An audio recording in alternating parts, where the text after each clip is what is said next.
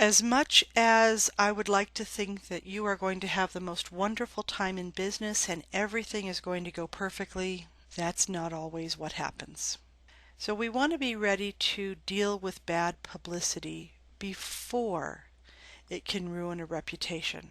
It used to be said that no publicity is bad publicity, but that's no longer the case. Now that everyone has the potential to reach millions of people, you want to keep your customers' impressions in a positive manner. So you want to resolve issues before they become a problem. If you find out that a product that you're carrying isn't meeting your standards, return it to the supplier. Don't allow it to go out to your customers where they may share negative information online. Perhaps the business that you're involved in has a lot of children and the potential to have germs passed. Make sure that regular hand washing is expected and enforced for staff members. Before someone can be injured on a piece of equipment that you have at your location, make sure that there's a regular maintenance schedule that's followed. Even with preventative actions, things still can go bad.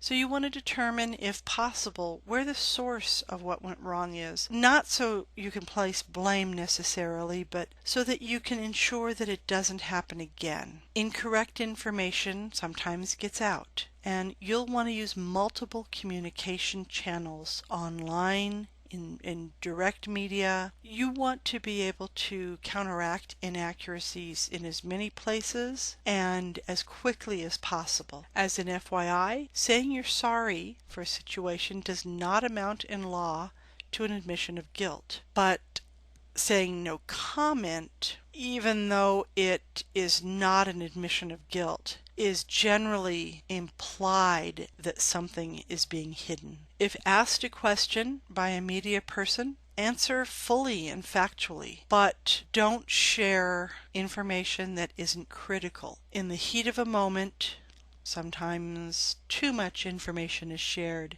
and it may be used against you down the road. So be careful with what you say. Journalists will likely try to provoke you into providing responses that they want. It's more interesting for their news story. So it's important that you avoid rising to the bait. And these days, always assume video is in place somewhere. And when you are planning, keep in mind that planning isn't just for bad situations. You want to take a wide variety of possibilities into play when you're considering risk. When you're looking at risk, it's important to map the level of threat within that specific risk. For example, the likelihood of a large earthquake hitting Twin Falls is relatively low, but the impact to the town would be high. Something more likely to happen might be that you have an employee who comes to work intoxicated.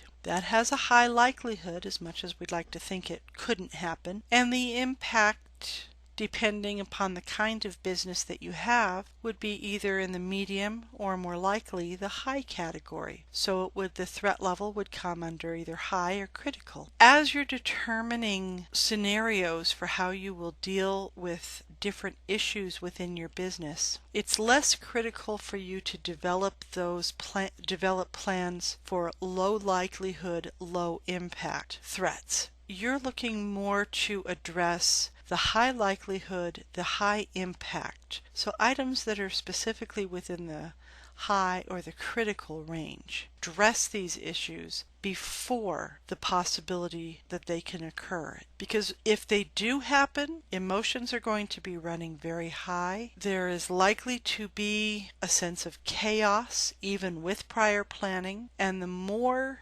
processes you can have in place, the more you're going to be able to control the impact of whatever the threat is.